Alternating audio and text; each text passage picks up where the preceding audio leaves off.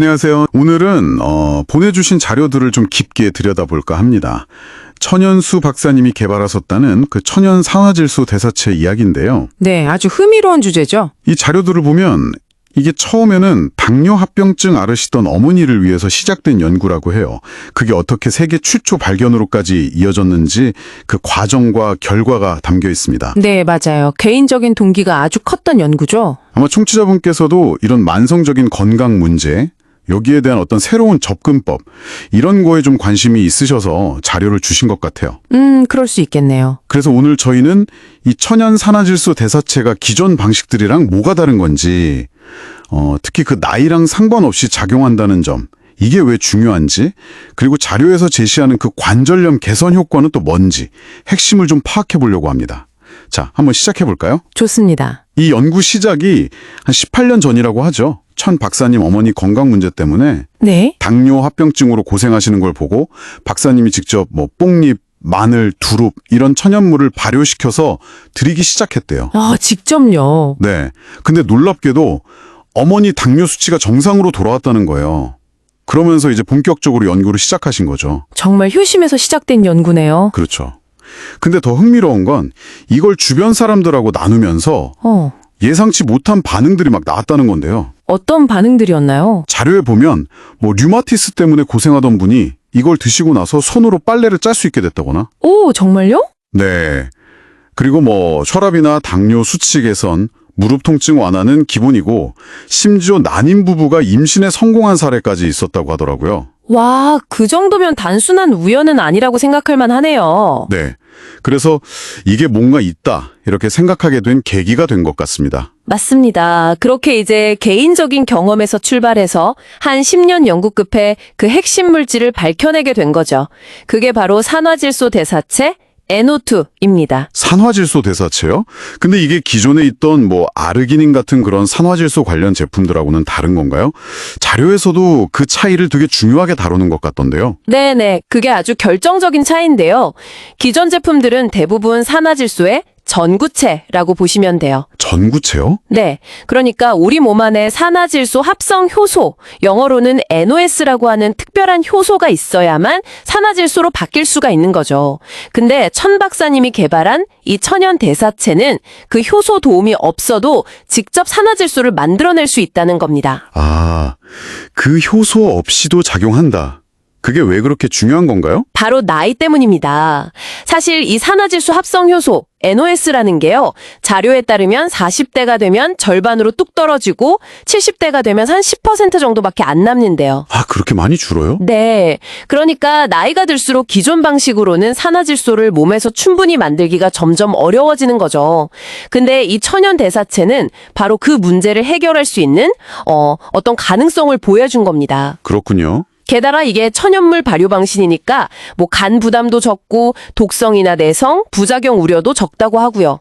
또 발암 물질 없이 안전하게 만들 수 있고 체내 흡수율도 높다고 자료는 설명하고 있습니다.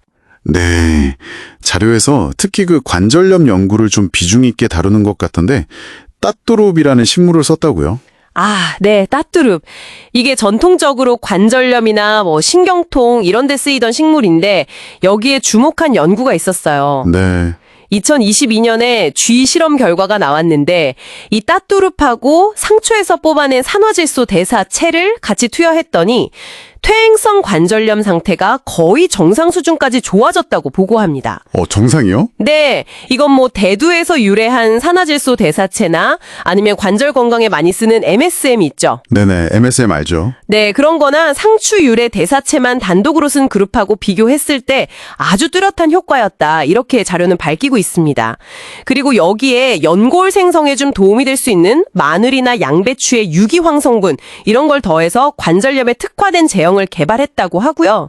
그렇군요. 그럼 이게 작용하는 원리나 안전성 측면에서는 어떤 걸 좀 봐야 할까요? 이 발효 과정 자체가 좀 흥미로운데요. 미생물이 우리 몸에 있는 소화기관이나 효소가 해야 할 일을 대신해주는 셈이에요. 아, 미생물이요? 네. 그래서 인체의 대사 부담을 줄일 수 있다고 설명하고요. 또 이 발효 과정에서 파이토케미컬이라고 하죠. 식물에 들어있는 좋은 활성 성분들. 네. 이런 게 더 풍부해져서 항산화 능력이 높아진다고 합니다. 예를 들어서 마늘을 발효시키면 이 산화질소 대사체뿐만 아니라 우리 몸에서 아주 중요한 항산화 물질인 글루타치온, 그리고 흡수 잘 되는 형태의 유기황까지 같이 생성된다는 거죠. 와, 글루타치온까지요? 근데 안전성 문제는 없을까요? 가끔 그 화학적인 방식으로 산화질소 만드는 건 좀 우려가 있다는 얘기도 있잖아요. 네, 맞아요. 가령 우려가 있죠. 그런데 이 천연 발효법은 바로 그런 우려를 좀 해소하는 데 초점을 맞췄다고 해요. 자료에 따르면 발효 중에 생기는 그 글루타치온 같은 물질들이 혹시 모를 독성을 방어하는 역할도 하고요.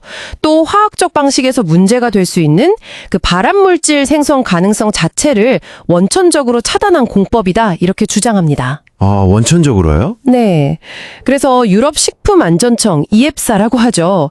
거기 관련 지침도 통과했고 뭐 논문도 16편이나 되고 특허도 여러 개 받았다고 해요. 그 따뚜룹 추출물 관련해서 관절염 예방치료 조성물 특허 같은 거요. 검증은 많이 받았네요. 네. 그리고 2020년에는 우리나라 특허청에서도 이 기술이 그 산화질소 합성 효소가 부족한 사람이라도 혈관 확장이나 신경 전달, 면역 기능 활성화 이런 걸 통해서 항상성 유지에 기여할 수 있다, 이렇게 인정을 했다고 합니다.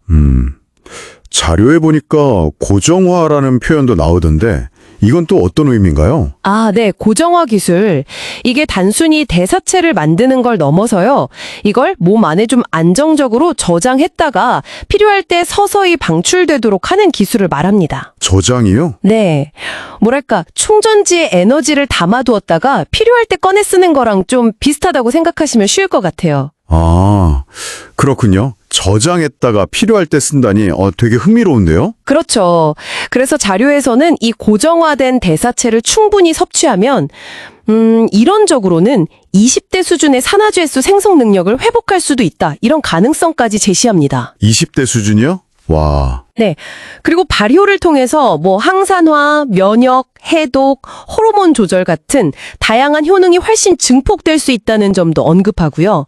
심지어 자료의 주장은 이 반식이 타사 유사 제품 대비해서 효능이 2,500배에 달한다고도 해요. 2,500배요. 굉장하네요. 자, 오늘 살펴본 내용을 좀 정리해 보겠습니다.